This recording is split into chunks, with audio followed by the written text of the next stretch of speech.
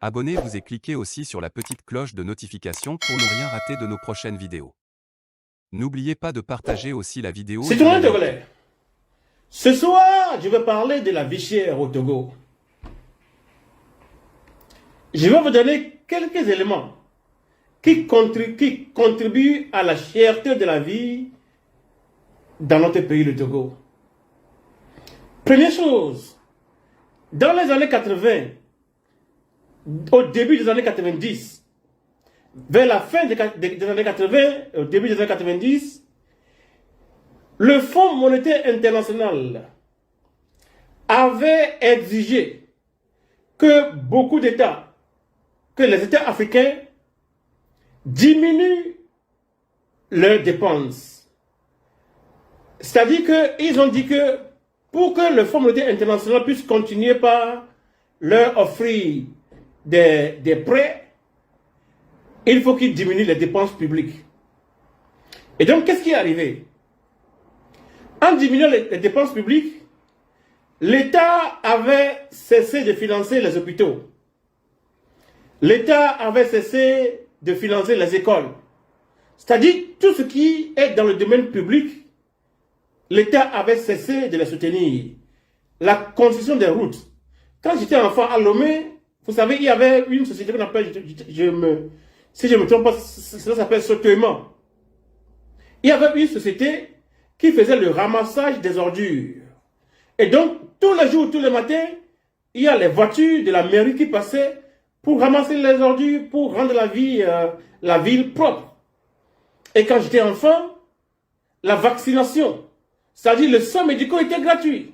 Tu tombes malade, tu vas à l'hôpital, on te soigne et tu rentres chez toi. Mais c'est à cause des mesures du Fonds monétaire international que l'État togolais n'avait plus les moyens de continuer à soutenir la vie sociale. Pourquoi? Parce que ceux qui dirigent notre pays, vraiment ça fait pitié. Ils n'ont pas la capacité intellectuelle de faire ce boulot. Et pourtant, ils se forcent à la tête de la terre que Dieu a donnée à nos aïeux. Quand tu lis les livres d'économie, en économie, il y a un économiste très connu qu'on appelle Keynes, John Maynard Keynes. De lui vient la théorie qu'on appelle le keynesianisme. C'est-à-dire qu'ils disent que pour pouvoir investir, pour créer des entreprises, il faut emprunter de l'argent pour créer les entreprises. C'est quand les entreprises sont créées qu'il y a aussi création d'emplois. Parce que quand tu crées des entreprises, tu as besoin des employés pour travailler dedans. Donc le keynesianisme, du keynesianisme vient cette pratique-là. Pourquoi? Les Africains, ils doivent...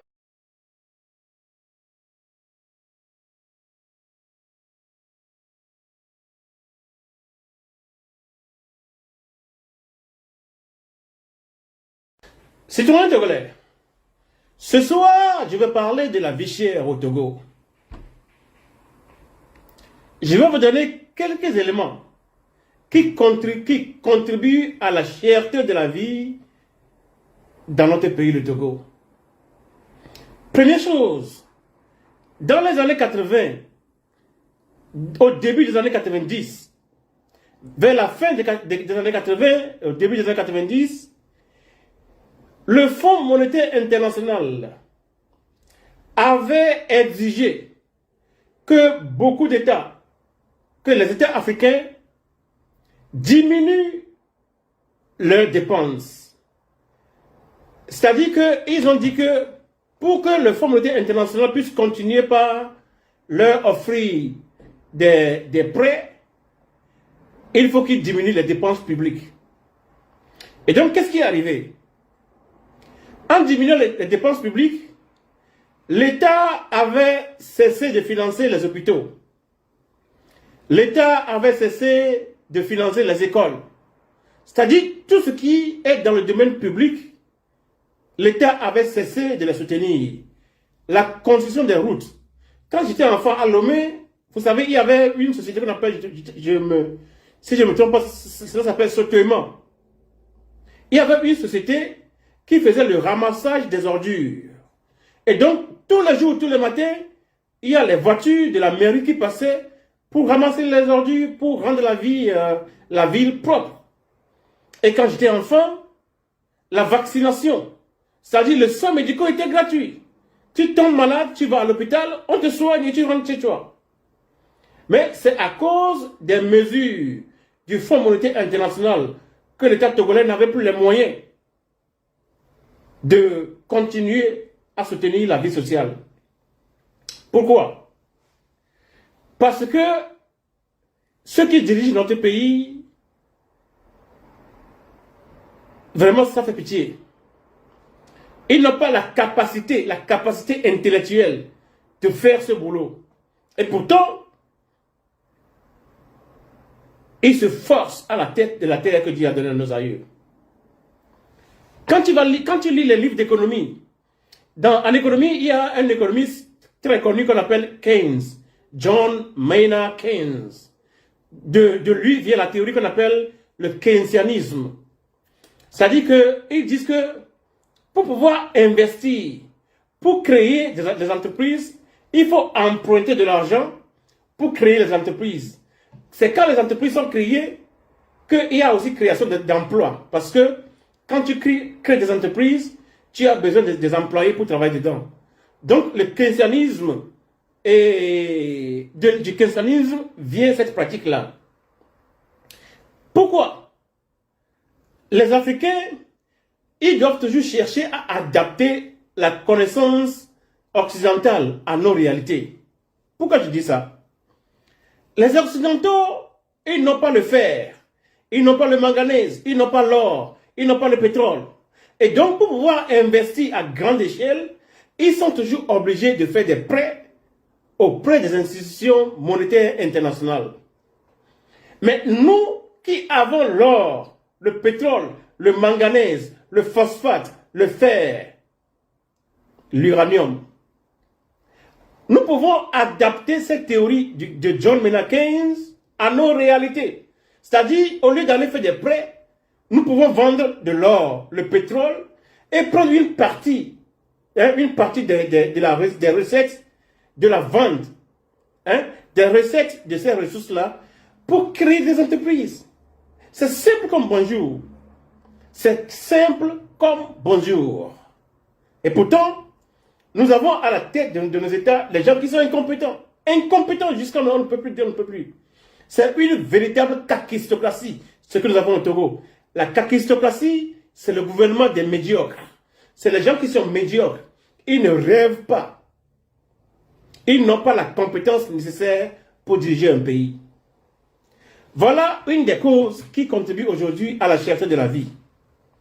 Deuxième chose qui contribue à la cherté de la vie, c'est que dans les années 80, encore, ceux qui prêtent l'argent au Togo ont dit que pour qu'ils soient rassurés que les pays comme le Togo vont payer leurs dettes, il faut que le Togo arrête de produire le maïs, le manioc et tout ce que nous mangeons.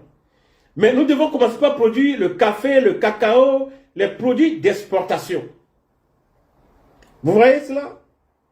Et donc, au lieu de produire ce que nous consommons, on a forcé nos parents à produire des choses pour l'exportation. Je vis en Allemagne.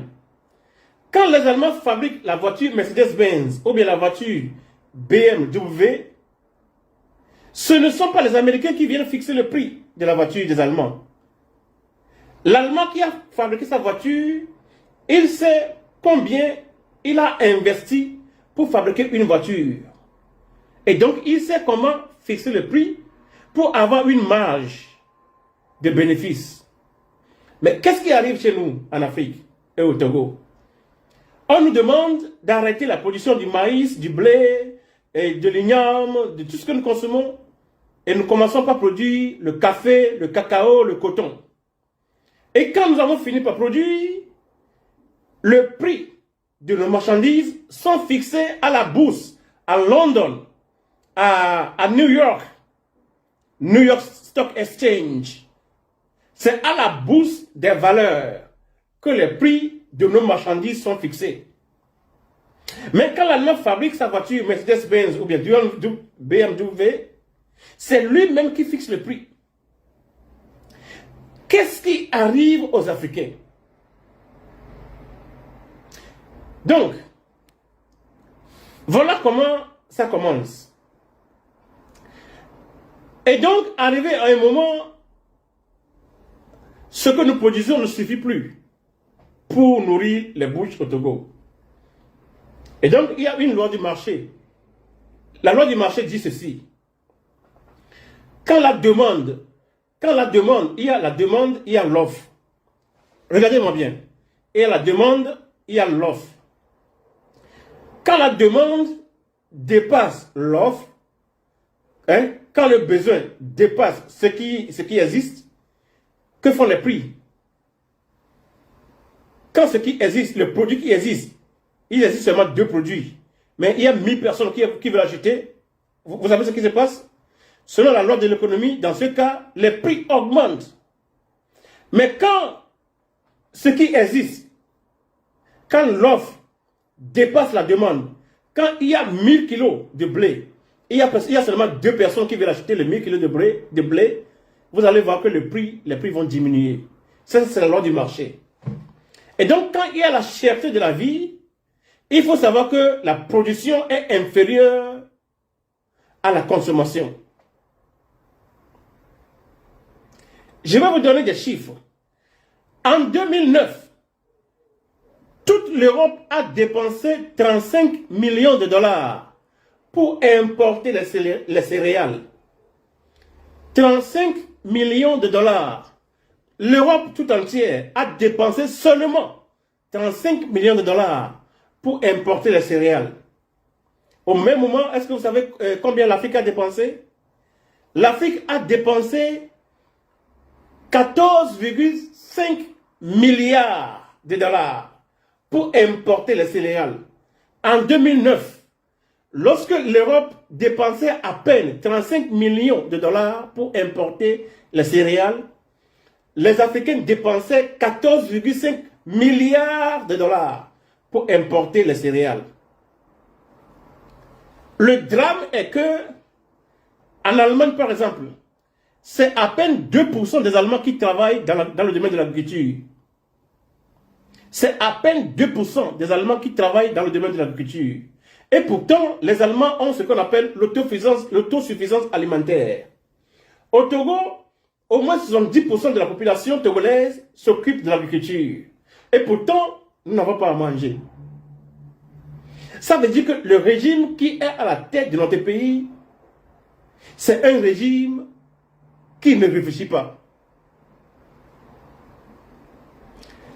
Il y a quelques jours, nous avons vu qu'ils ont commencé par créer quelques industries ici et là au Togo. Ces industries-là pouvaient être créées par les fonds de notre pays, le Togo. Mais M. Faure Gnassingbé est allé amener des bandits de l'extérieur pour venir créer des entreprises, faire le bénéfice et transférer l'argent dans leur pays. Donc le Togo est devenu comme le grand marché de Lomé. Chacun vient faire le business et transfère ses bénéfices vers son pays d'origine. Aux yeux et à la barbe des Togolais qui n'ont pas à manger. Voilà le drame que vit la terre que Dieu a donnée à nos aïeux. Maintenant, vous allez me demander comment est-ce qu'on peut s'en sortir. C'est simple. La pauvreté, la misère, ce n'est pas une fatalité. Normalement, les pays qui n'ont pas de ressources, c'est eux qui pouvaient souffrir. Malheureusement, quand ils voient l'Allemagne, presque aucune ressource sous son sous-sol. En France, rien. Et pourtant, c'est les pays qui sont riches. Et les pays qui sont remplis de ressources minières, c'est eux qui souffrent. À cause des décisions politiques. C'est pourquoi quand j'entends les gens dire « Non, moi je ne m'intéresse pas à la politique, moi je ne parle pas de la politique, je ne veux pas me mêler de la politique, je ne vais pas faire ça, je ne vais pas faire ceci. » Selon Berthold Brecht, un Allemand. Celui qui dit une telle chose, c'est une personne ignorante. La personne est ignorante pourquoi?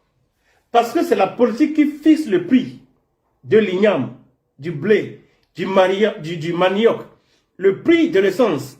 Tout ça là, c'est fixé par la politique. Donc, si tu ne t'intéresses pas à la politique va fixer le prix du manioc, du maïs, à une hauteur qui dépasse tes moyens. Et tu seras là en train de pleurer. Mais la faute, elle est en partie à toi aussi. Parce que si tu t'intéressais à la politique, peut-être que tu aurais contribué aussi au changement politique du pays. Moi, hein, vous me donnez le Togo pendant 5 ans, pendant un seul mandat. Vous me donnez le Togo pendant un mandat de 5 ans. Ce sera un pays qui change automatiquement. Je vais premièrement attaquer la corruption. Je vais attaquer l'administration. L'administration, ça doit être un moteur de développement dans un pays. Mais au Togo, c'est l'administration qui freine l'ardeur des citoyens togolais. Tu veux faire un papier, tu veux créer une entreprise, tu veux faire un papier, tu vas dans l'administration, on te réclame des pots de vin. Non seulement on te réclame des pots de vin, mais on traîne les dossiers. L'administration qui doit pousser les gens à créer des entreprises, à créer de l'emploi, c'est elle plutôt qui empêche les gens d'évoluer au Togo.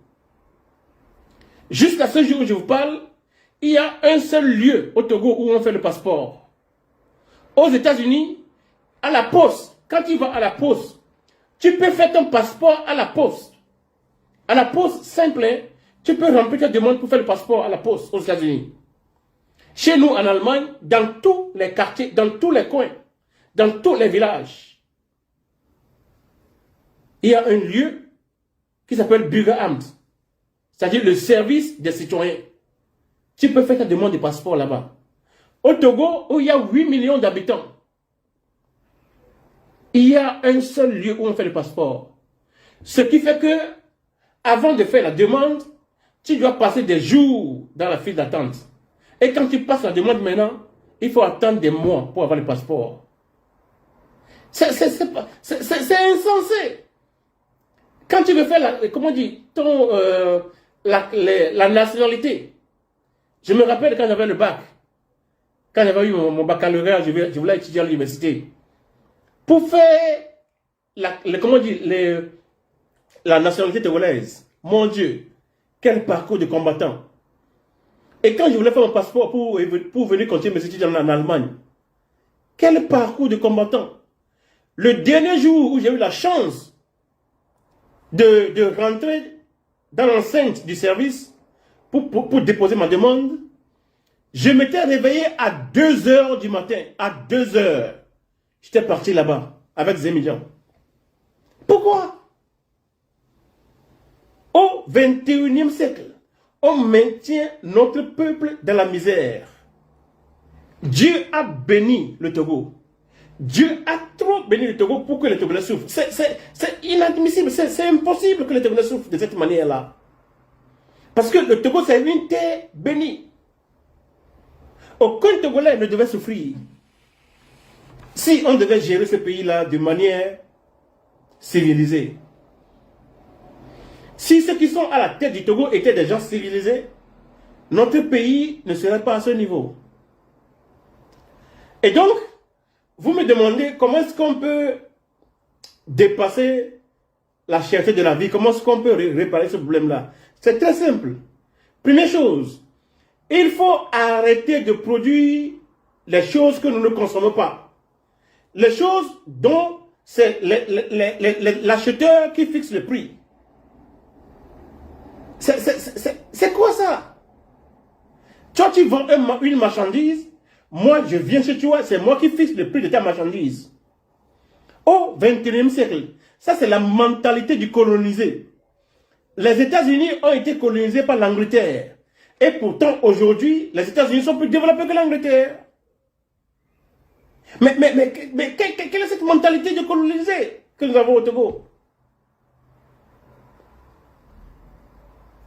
Donc, il faut arrêter de produire le café, le cacao, le coton pour l'exportation.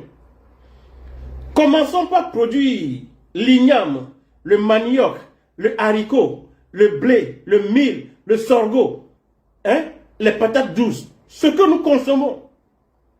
Faisons une politique de la production locale. Vous allez voir que dans l'espace de 1 an, une seule année suffit pour finir avec la cherté de la vie. Quand l'Allemagne a fini la Deuxième Guerre mondiale, c'est un pays qui est détruit totalement. Il y avait la famine ici en Allemagne. Les Allemands ont un produit qu'on appelle Kartoffel. C'est la patate, ou bien la pomme de terre.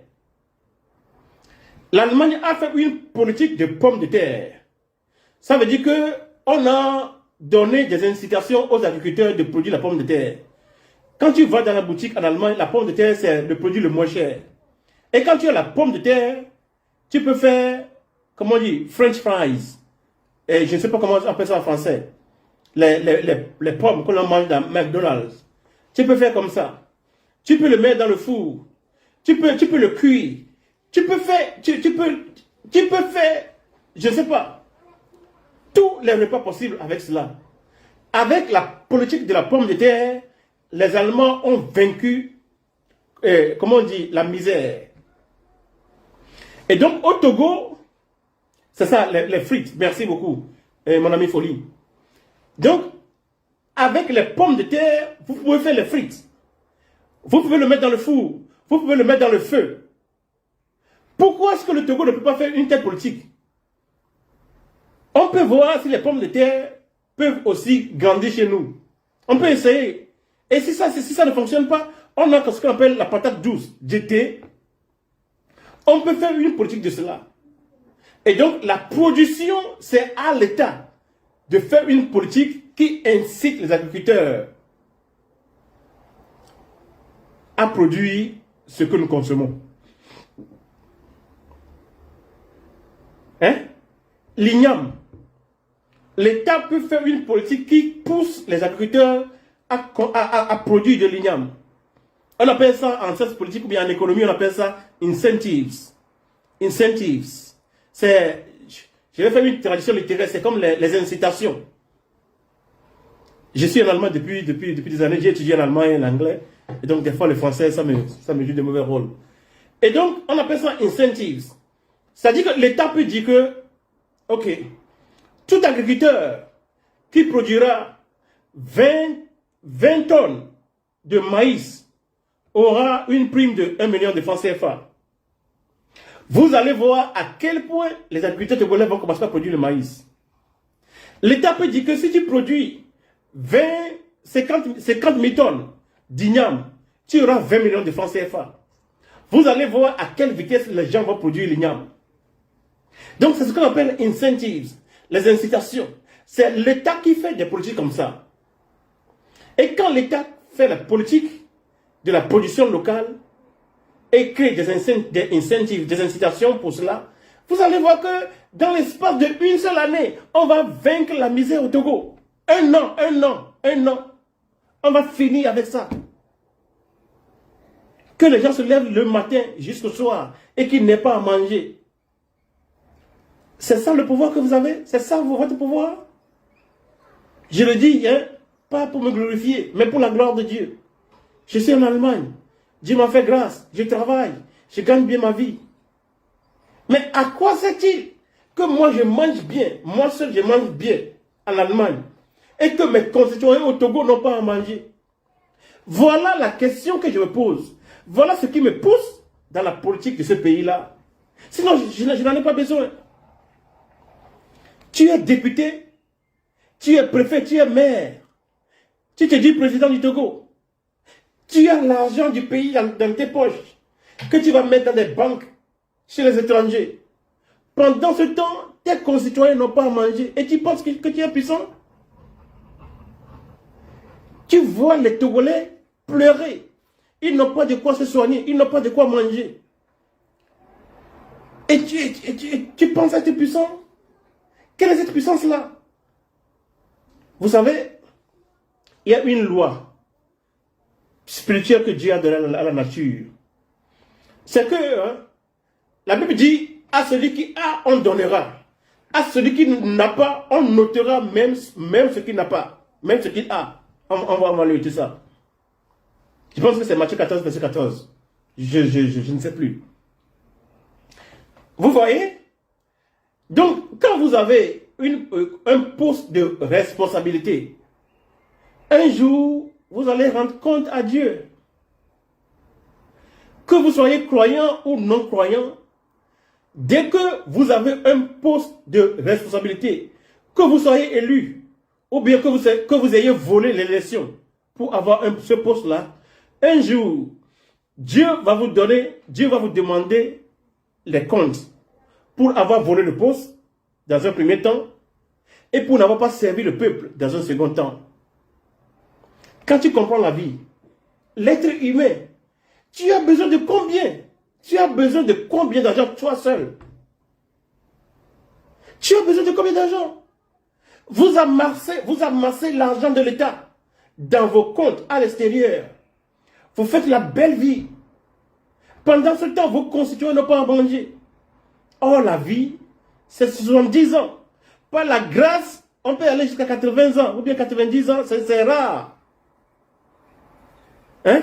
Donc, entre le jour où tu es né et le jour où tu vas mourir, tu as un laps de temps. Ce laps de temps-là, Dieu te l'a donné pour influencer tes concitoyens dans le sens positif, pour les aider.